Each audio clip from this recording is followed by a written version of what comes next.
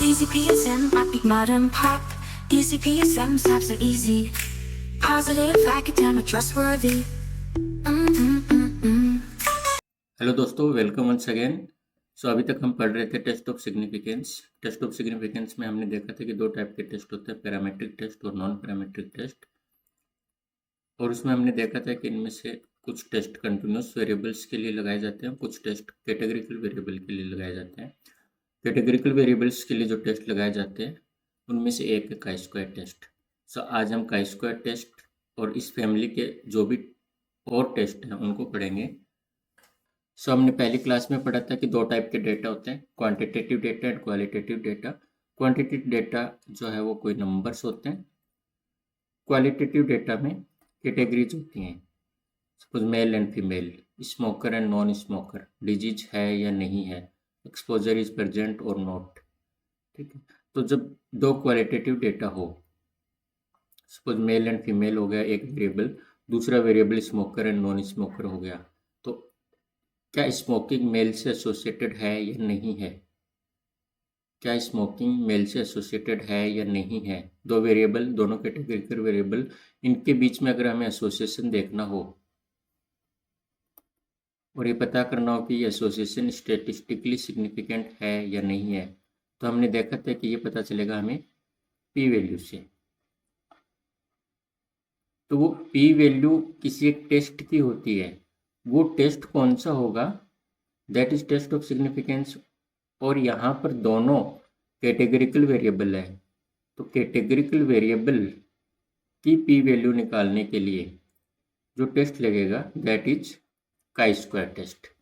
काई square test frequencies और वीकेंसी प्रोपोर्शन पर लगता है, मीन या स्टैंडर्ड डेविएशन पर नहीं लगता, क्योंकि मीन या स्टैंडर्ड डेविएशन क्वांटिटेटिव डेटा में लगते हैं और क्वालिटेटिव डेटा में फ्रीक्वेंसी या प्रोपोर्शन आते हैं, तो उसमें काई स्क्वायर टेस्ट लगेगा।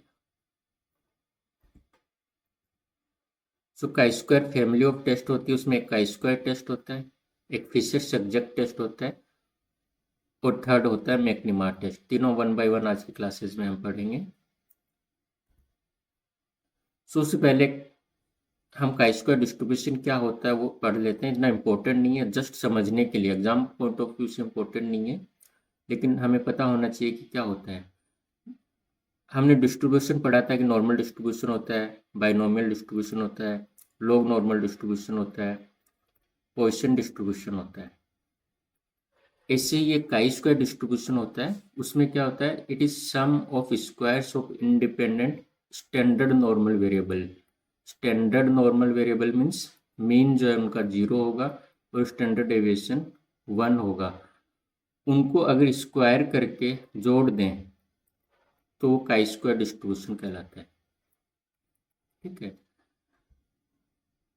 अब क्योंकि हम यहाँ स्क्वायर कर रहे हैं तो ये हमेशा पॉजिटिव होगा, 0 से इन्फिनाइट तक होगा।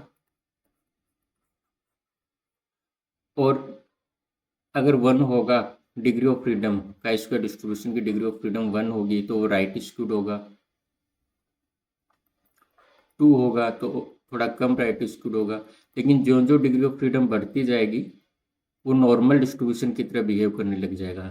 यहाँ हम इस ग्राफ में देख सकते हैं कि अगर डिग्री ऑफ फ्रीडम 1 है तो ये ऐसे आएगा, 5 होगी तो ये जो स्काई ब्लू में देखा है ऐसे आ जाएगा, और जो येलो में देखा है देखो एकदम नॉर्मल डिस्ट्रीब्यूशन की तरह हो गया डिग्री ऑफ फ्रीडम अगर 20 होगी तो काई स्क्वायर डिस्ट्रीब्यूशन में जो जो डिग्री ऑफ फ्रीडम बढ़ता जाता है वो नॉर्मल डिस्ट्रीब्यूशन की तरह बिहेव करने लग जाता है।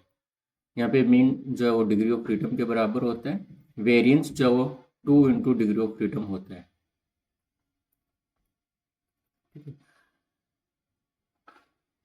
अभी काई स्क्वायर डिस्ट्रीब्यूशन काम क्या था, हम क्यों पढ़ा इसको बीच में, क्योंकि काई स्क्वायर डिस्ट्रीब्यूशन के बेसिस पे हमें एक काई स्क्वायर टेबल मिलती है जो इम्पोर्टेंट होती है। काई स्क्वायर टेबल से हम क्रिटिकल वैल्यू देखते हैं। क्रिटिकल वैल्यू क्या होती है, हमारे पास जो अल्फा होता है और जो डिग्री ऑफ फ्रीडम होती है उस पे उस काई स्क्वायर की क्या वैल्यू होगी, दैट इज क्रिटिकल वैल्यू। और वो सब डिग्री ऑफ फ्रीडम और सब लेवल ऑफ सिग्निफिकेंस पे अलग अलग होती हैं, उसकी एक टेबल होती है, that table is on the basis of chi square distribution. Got it. Now coming to the chi-square test. chi-square test जो है workhorse test of epidemiology होता है, सबसे ज़्यादा काम में आने वाला, सबसे इजी और सबसे फ्रिक्वेंटली एग्जाम में पूछने वाला। अगर बायोस्टेट्स में आपसे कोई एक क्वेश्चन पूछा जाए कि एक ही क्वेश्चन पूछना है तो सबसे ज़्यादा प्रोबेबिलिटी होगी कि chi-square टेस्ट पूछा जाएगा।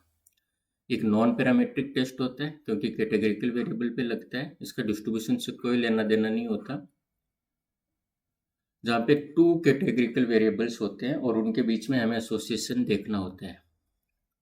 इसमें हम ऑब्जर्व्ड और एक्सपेक्टेड फ्रीक्वेंसी को कंपेयर करते हैं। ऑब्जर्व्ड मीन्स सपोज ये हमारी 2x2 टेबल है,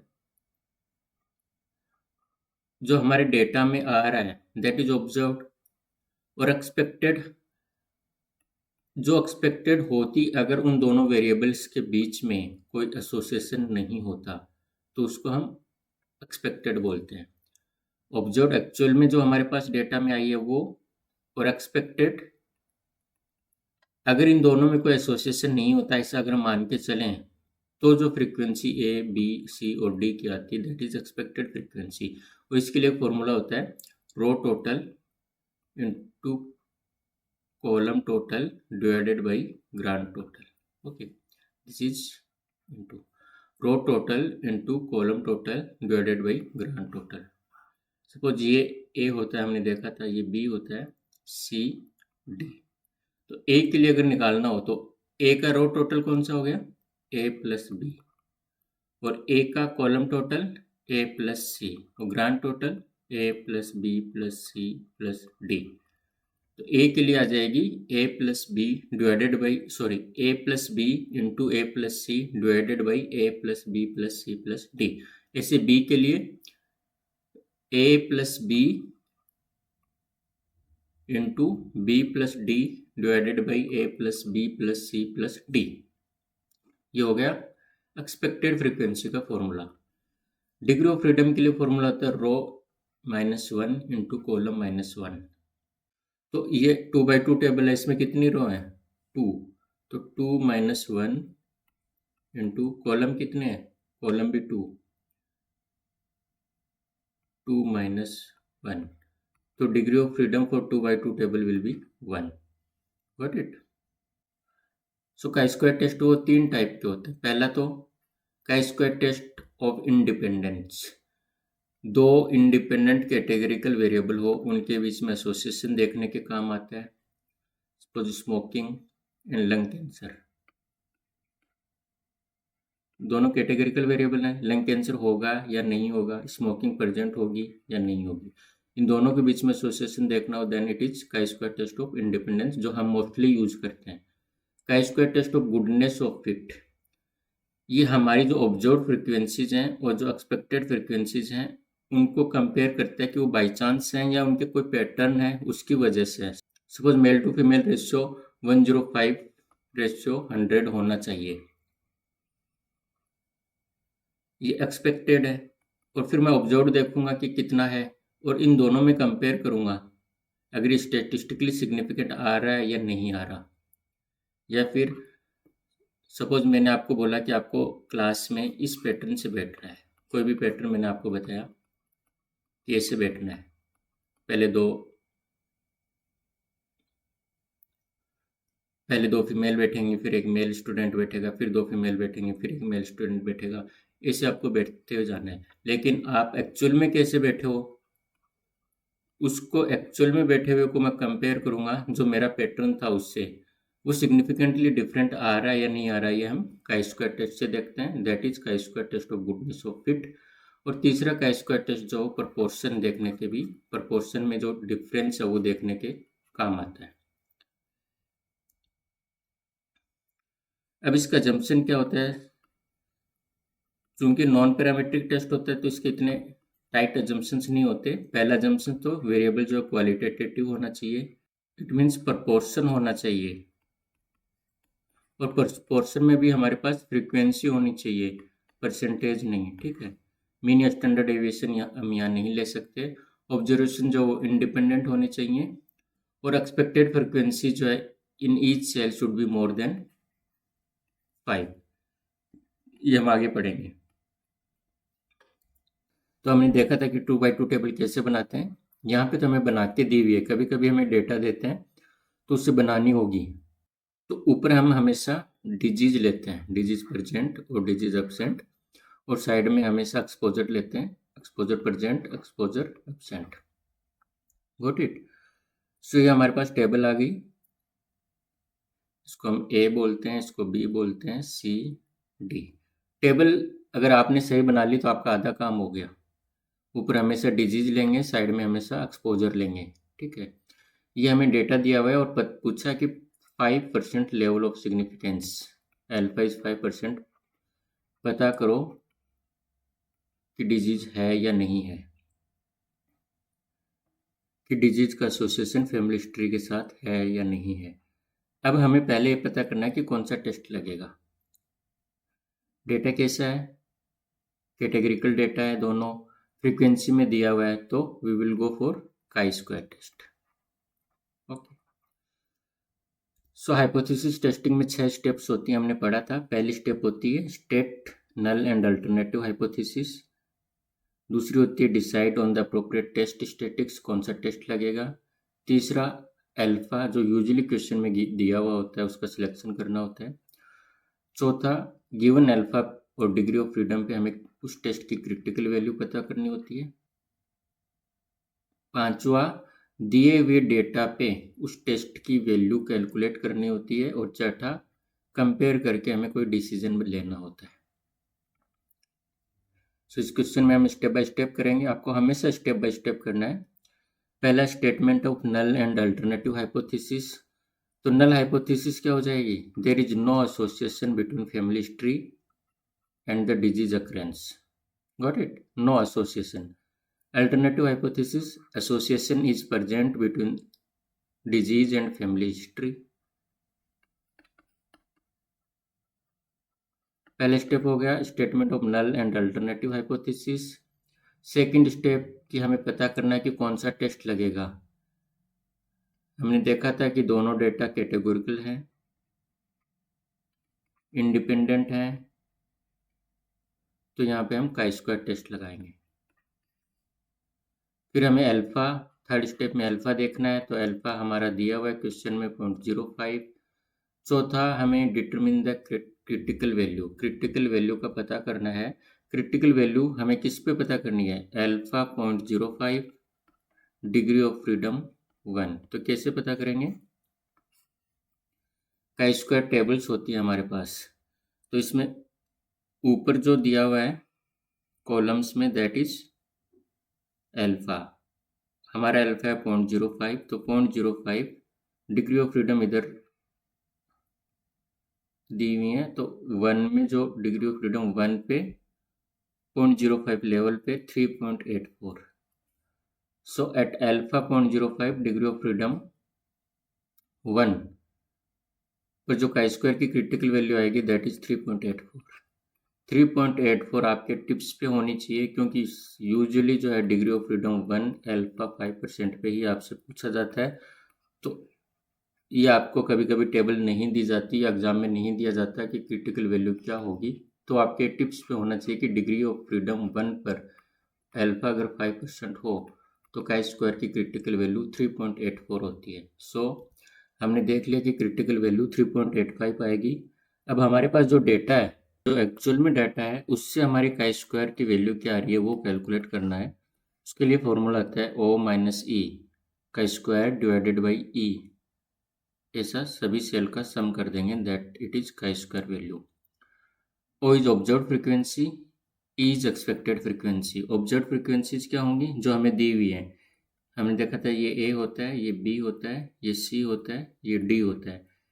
A की ऑब्जर्व फ्रीक्वेंसी 80, B की 120, C की 140, D की 160। E के लिए हमने फॉर्मूला देखा था row total into column total divided by grand total. इसे 1 बाई 1 हम सबका करेंगे। सो हम एक ऐसे टेबल बना लेते हैं A, B, C, D के लिए। ऑब्जर्व वैल्यूज हमें दी हुई है 80, 120, 140, 160। एक्सपेक्टेड वैल्यू हमें इस फॉर्मूला से निकालनी है row total into column total divided by gross total. So expected value A के लिए क्या आएगी, row total for A is 200, column total is 220, grand total is 500। So ये आ जाएगी ए के लिए 88। ए से बी के लिए row total is 200, column total is 280 divided by grand total that is 500, और ये आ जाएगी 112। इसे हम सी के लिए निकाल लेंगे, ये आएगी 132, डी के लिए 168। अब हम ओ माइनस ई करेंगे। O minus is observed values for A minus expected value for A, -8, for B it will be -8, C के लिए भी 8 आएगी, डी के लिए भी 8 आएगी। नाउ ओ माइनस ई का स्क्वायर 64, 64, 64, 64। नाउ ओ माइनस ई का स्क्वायर डिवाइडेड बाई ई करेंगे। ए के लिए आ जाएगा 0.727, बी के लिए 0.571, सी के लिए 0.485, डी के लिए 0.381, एंड जब हम इसका ऐड कर देंगे दैट विल बी 2.164। यही हमारी का स्क्वायर की वैल्यू है, 2.164। Chi square is sum of O minus E square divided by E, that is 2.164। अब हम नेक्स्ट स्टेप में क्या करेंगे, इनको कंपेयर करेंगे। ठीक है, इनको कंपेयर करेंगे तो हमारी कैलकुलेटेड वैल्यू का स्क्वायर की है 2.164, क्रिटिकल वैल्यू है 3.84 जो हमने टेबल से देखी थी। अब का स्क्वायर टेस्ट में ध्यान रखना है, अगर का स्क्वायर टेस्ट में calculated value is greater than critical value then we will reject null hypothesis. Calculated value critical value से ज़्यादा होगी then we will reject null hypothesis. चूँकि हमारे यहाँ पे कैलकुलेटेड वैल्यू क्रिटिकल वैल्यू से कम है, we will not reject null hypothesis. हम रिजेक्ट नहीं करेंगे नल हाइपोथेसिस को, और हमारी नल हाइपोथेसिस थी there is no association between family history and occurrence of disease. Family history and occurrence of disease हम इसको रिजेक्ट नहीं कर पाए। It means we conclude that there is no association between family history and disease occurrence and it is statistically significant. Got it? Compass के बारे में ज्यादा लोग बात क्यों नहीं कर रहे हैं? ये एक गेम चेंजर है।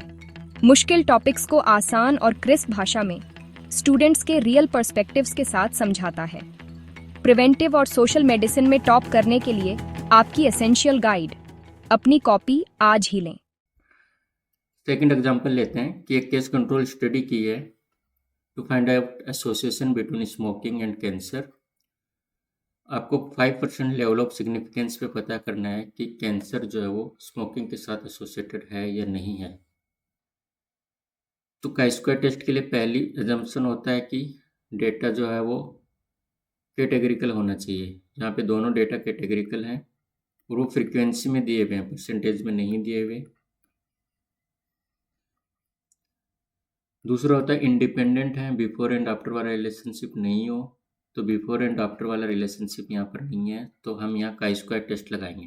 ठीक है, का स्क्वायर टेस्ट में यहाँ पर टेबल दी हुई है। अगर टेबल नहीं दी हुई हो तो आपको डेटा से बनानी हो टेबल, तो आपको पता है ऊपर हमें डिजीज लिखनी है, इसमें भी डिजीज दी हुई है प्लस माइनस, साइड में हमें एक्सपोजर लिखना है, एक्सपोजर प्रेजेंट, एक्सपोजर एब्सेंट।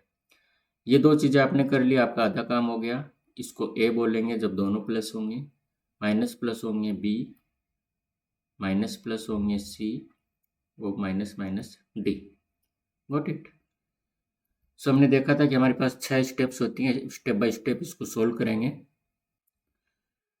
पहली स्टेप होती है statement of null and alternative hypothesis. So null hypothesis हमारी हो जाएगी there is no association between smoking and lung cancer.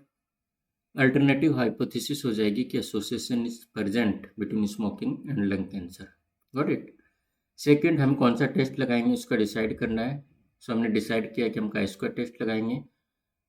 Third one is select the level of significance, ये question में दिया हुआ है 5%। चौथा, डिटरमिन द क्रिटिकल वैल्यू, यहाँ पे हमें क्रिटिकल वैल्यू देखनी है alpha 5% and degree of freedom हमारे पास ये ऐसी टेबल है, lung cancer present absent, cigarette smoking present absent. तो इसकी डिग्री ऑफ फ्रीडम क्या होगी, रो -1 इंटू कॉलम -1। यहाँ पे रो 2 है, 2 - 1, कॉलम भी 2 है, 2 - 1, तो ये आ जाएगा 1। So degree of freedom 1 and alpha 5% पे क्रिटिकल वैल्यू हमें टेबल से देखनी होगी, एंड ये आ जाएगी 3.84। ये आपको याद भी रखना है, 3.84। हमारे पास क्रिटिकल वैल्यू आ गई 3.84। अब हमारे पास जो डेटा है उससे हमें काई स्क्वायर की वैल्यू कैलकुलेट करनी है। उसका फॉर्मूला ये होता है, इस टेबल में अगर हम देखें तो ये ए हो गया, ये बी हो गया, ये सी हो गया, ये डी हो गया। ऑब्जर्व्ड वैल्यूज हमारे पास दी हुई हैं। एक्सपेक्टेड वैल्यू हम इस फॉर्मूला से निकालेंगे, row total into column total divided by grand total. तो ऐसे हम टेबल बना लेंगे। ऑब्जर्व्ड वैल्यूज हमें दी हुई हैं, ए के लिए 40, बी के लिए 60, सी के लिए 10, डी के लिए 90। एक्सपेक्टेड वैल्यू अगर निकालेंगे तो सपोज ए के लिए एक्सपेक्टेड वैल्यू आ जाएगी row total that is 100, column total that is 50 divided by grand total that is 200, it will be 25। ऐसे अगर हम बी के लिए निकालेंगे तो row total that is 100, column total that is 150 divided by grand total that is 200, so 75 आ जाएगी। तो ए के लिए 25, बी के लिए 75, ऐसे सी और डी के लिए भी निकाल लेंगे जो कि 25 एंड 75 आएगी। Now will do O minus E. O for A is 40, E for A is 25, so O minus E will be 15। B के लिए भी 15 होगी, सी के लिए भी -15 और डी के लिए भी 15। Now will do O minus E square, 2 to 5, 2 to 5, 2 to 5 and 2 to 5. Now in the next step we will do O minus E square divided by E। A के लिए 9, B के लिए 3, C के लिए 9, D के लिए 3, total आ जाएगा 24। और ये जो टोटल आएगा that will be O minus E square divided by E का सम, और यही काई स्क्वायर होता है। सो काई स्क्वायर की कैलकुलेटेड वैल्यू आ गई 24। सो हमारा रूल होता है काई स्क्वायर के लिए, इफ क्रिटिकल वैल्यू से कैलकुलेटेड वैल्यू ज़्यादा होगी we will reject null hypothesis. यहाँ पे कैलकुलेटेड वैल्यू 24 है, क्रिटिकल वैल्यू 3.84 है, so 24 is greater than 3.84, we will reject null hypothesis. And हमारी नल हाइपोथेसिस थी there is no association between lung cancer and smoking, उसको हम रिजेक्ट कर देंगे। सो हमारा इंटरप्रिटेशन होगा lung there is association between lung cancer and smoking and that is statistically significant. Got it? सो हमने देखा था कि काई स्क्वायर जो है काई स्क्वायर डिस्ट्रीब्यूशन पे डिपेंड करता है, और वो डिस्ट्रीब्यूशन हमने देखा था कि कंटिन्यूस डेटा के लिए बनाते हैं, बट एक्चुअली में हम काई स्क्वायर टेस्ट जो डिस्क्रीट डेटा के लिए लेते हैं। फ्रीक्वेंसीज के लिए लेते हैं। तो 2/2 टेबल में जो है ये ओवर एस्टिमेट कर रहा होता है सिग्निफिकेंस को। ऐसा यतीश साइंटिस्ट हुए तो उन्होंने माना कि वो ओवर एस्टिमेट कर रहा होता है। तो हम जब काई स्क्वायर कैलकुलेट करते हैं तो उसमें से 0.5 जो है वो माइनस कर देते हैं। हमारे पास ये फॉर्मूला था ओ माइनस ई काई स्क्वायर, इसको हम ओ माइनस ई माइनस 0.5 स्क्वायर ऐसे कर देते हैं। तो अगर 0.5 माइनस कर देते हैं उसी को यतीश करेक्शन बोलते हैं, ठीक है। ऐसा कुछ लोगों ने एक्सेप्ट किया, कुछ लोगों ने नहीं एक्सेप्ट किया। फिर भी हम अगर बोलते हैं कि फ्रीक्वेंसी अगर 5 से 10 के बीच में हो, बहुत ही कम हो जाए, तो हम यतीश करेक्शन कर सकते हैं। अगर 5 से कम चली जाए तो हम उसमें फिशर एग्जैक्ट टेस्ट लगाते हैं, फिर यतीश करेक्शन से भी हमारा नहीं हो पाएगा। So now coming to the Fisher exact test. Fisher exact test क्या होता है? हमने देखा काई स्क्वायर टेस्ट जो काई स्क्वायर डिस्ट्रीब्यूशन पे डिपेंड करता है, और हमने देखा था काई स्क्वायर टेस्ट जो प्रॉक्सी होता है वो अप्रोक्सीमेट करता है किसी डिस्ट्रीब्यूशन को। सपोज हमने स्केच बनाया किसी का भी, तो इस स्केच को जब हम जूम करेंगे तो इसकी डिटेलिंग जो लॉस्ट हो जाएगी, ये ब्लर होने लग जाएगा, इसमें इतनी डिटेलिंग नहीं होती। तो ऐसे ये काई स्क्वायर टेस्ट हुआ, क्योंकि काई स्क्वायर डिस्ट्रीब्यूशन पे डिपेंड करता है, इसमें इतनी डिटेलिंग नहीं होती। और जब हम छोटे सैंपल साइज के लिए करेंगे, मीन्स जूम करेंगे, तो ये ब्लर होने लग जाएगा। इट मीन्स ये सही रिजल्ट नहीं देगा। तो उसके लिए हमें उसका एग्जैक्ट डिटेलिंग चाहिए। प्रॉक्सी से काम नहीं चलेगा, स्केच से काम नहीं चलेगा, एग्जैक्ट हाई डेफिनेशन पिक्चर चाहिए। हाई डेफिनेशन पिक्चर चाहिए। हाई डेफिनेशन पिक्चर को आप कितना भी जूम कर लो, वो ब्लर नहीं होगी, आपको पूरी डिटेलिंग देगी। इसीलिए हमारा काम जब सैंपल साइज कम हो या फ्रीक्वेंसीज किसी एक सेल में कम आ जाए, तो काई स्क्वायर डिस्ट्रीब्यूशन से काम नहीं चलेगा, हमें एग्जैक्ट पैटर्न चाहिए। तो उसी को हम फिशर्स एग्जैक्ट टेस्ट कहते हैं। और ये उस समय लगाते हैं जब एटलीस्ट 20% सेल्स में जो है फ्रीक्वेंसी लेस देन 5 हो। एटलीस्ट 20% सेल मतलब 2x2 ट्यूबवेल में कम से कम एक सेल में लेस देन 5 आनी चाहिए। ये यहाँ पे एग्जांपल दिया हुआ है, वैक्सीन का डिजीज के साथ एसोसिएशन है या नहीं है। अगर किसी एक सेल में लेस देन 5 आए फ्रीक्वेंसी, तो हमें फिशर्स एग्जैक्ट टेस्ट लगाना होगा। यहाँ पे तो सभी में 3 में 5 में से 4 में से 3 में कम है, तो यहाँ पर तो फिशर एग्जैक्ट टेस्ट लग जाएगा, क्योंकि ए में 0 है, बी में 5 है, सी में 3 है और डी में 2 है। तो 3 में जो है वो लेस देन 5 है। फिशर एग्जैक्ट टेस्ट लगाने के लिए 2x2 टेबल में एटलीस्ट 1 सेल में लेस देन 5 फ्रीक्वेंसी होनी चाहिए। और वैसे रूल होता है कि एटलीस्ट 20% सेल्स में लेस देन 5 फ्रीक्वेंसी होनी चाहिए। Got it. सो ये तो हुआ फिशर्स एग्जैक्ट टेस्ट का एजम्पशन। बाकी जो काई स्क्वायर टेस्ट के एजम्पशन है कि कैटेगरिकल वेरिएबल होने चाहिए, इंडिपेंडेंट होना चाहिए, वो सब यहाँ भी होंगे, क्योंकि काई स्क्वायर का भी वेरिएंस है। इसका फॉर्मूला होता है a प्लस बी का factorial plus C plus D का factorial into A plus C का factorial into B plus D का factorial divided by A factorial B factorial C factorial D factorial N factorial. तो ये formula में जो दिया हुआ है, इससे वैल्यू कैलकुलेट करना वो डिफ़िकल्ट होगा। तो हम पी के लिए या तो डायरेक्ट टेबल यूज करते हैं फिशर एग्जैक्ट टेस्ट की पी वैल्यू के लिए, या फिर सॉफ्टवेयर यूज करते हैं, SPSS R या जो भी सॉफ्टवेयर अवेलेबल होंगे। हम कैलकुलेट यूजली नहीं करते। और अगर इस डेटा से हम देखेंगे तो इट विल कम 0.083।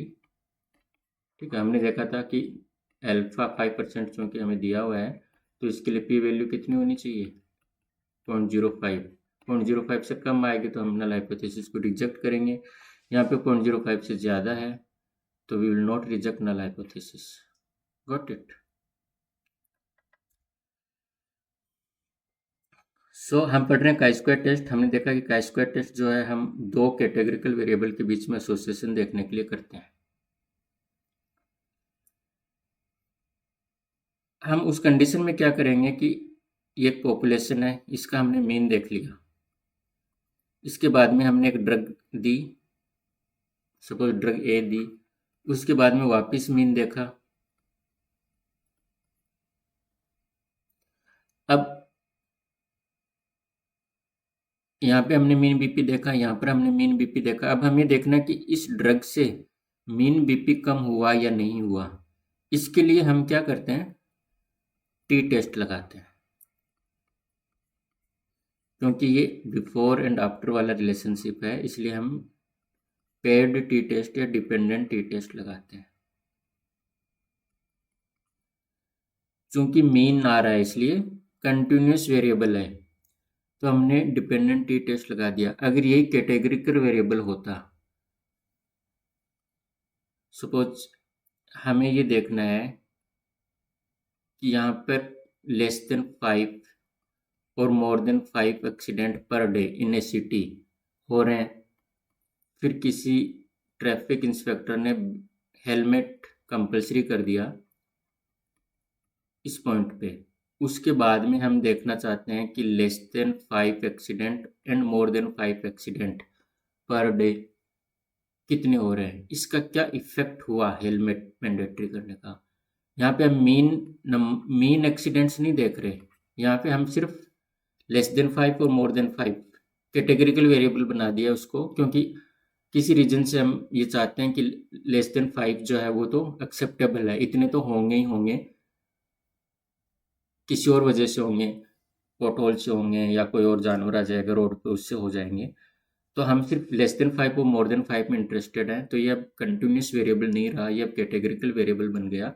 और कैटेगरिकल वेरिएबल में अगर बिफोर एंड आफ्टर वाला रिलेशनशिप देखना हो तो हम काई स्क्वायर टेस्ट नहीं लगाएंगे, उस समय हम मैकनीमार टेस्ट लगाएंगे। कौन सा टेस्ट लगाएंगे? मैकनीमार टेस्ट लगाएंगे। Got it.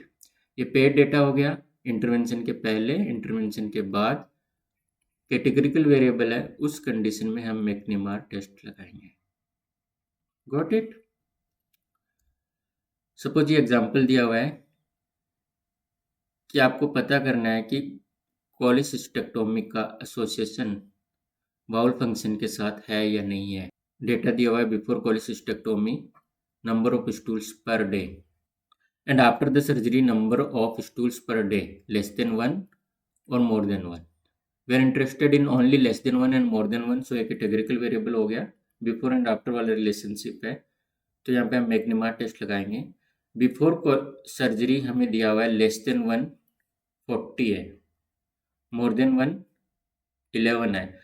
जो लेस देन 1 40 है बिफोर सर्जरी, उसमें आफ्टर सर्जरी लेस देन 1 25 है और मोर देन 1 15 है।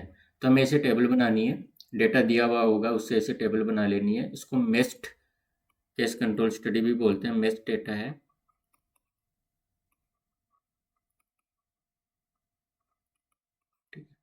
तो अब इसमें हमें पता करना है कि 5% लेवल ऑफ सिग्निफिकेंस पे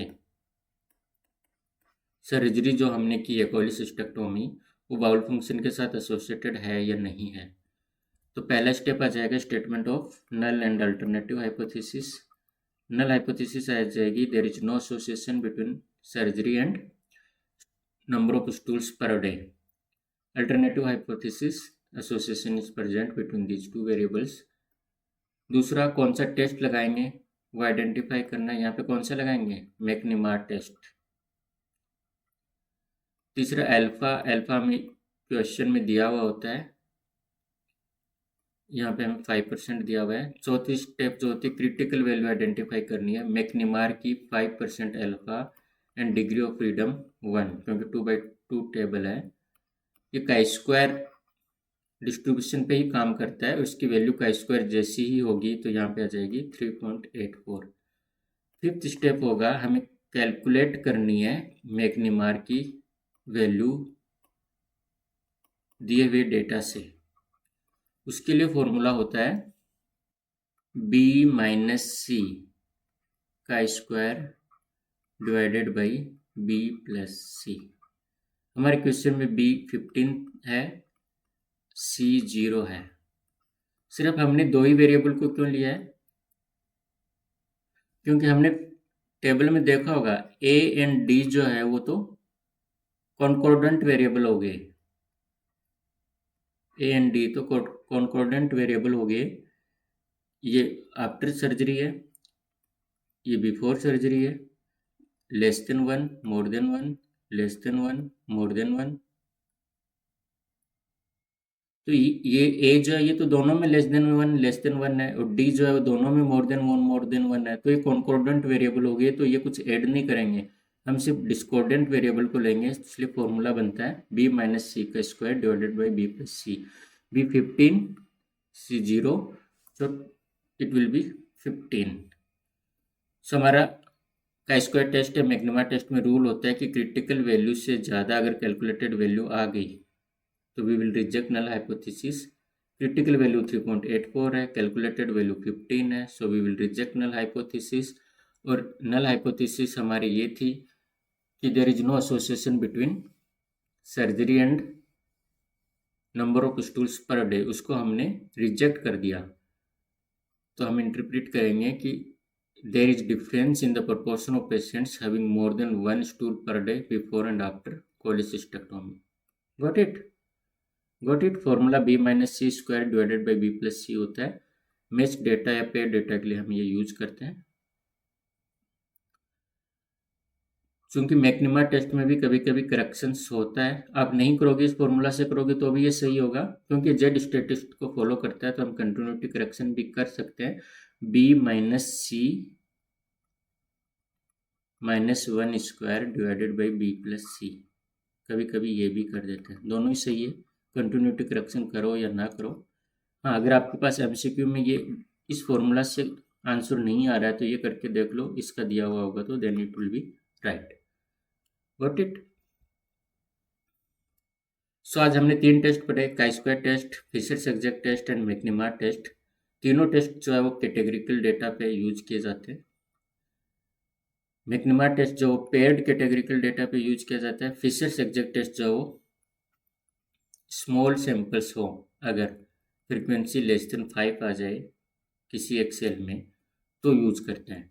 table size usually 2x2 table होती है, बट काई स्क्वायर टेस्ट में कोई भी टेबल हो सकती है, बट मैक्निमा टेस्ट में तो हमेशा 2x2 होगी और फिशर एग्जैक्ट में भी 2x2 होगी।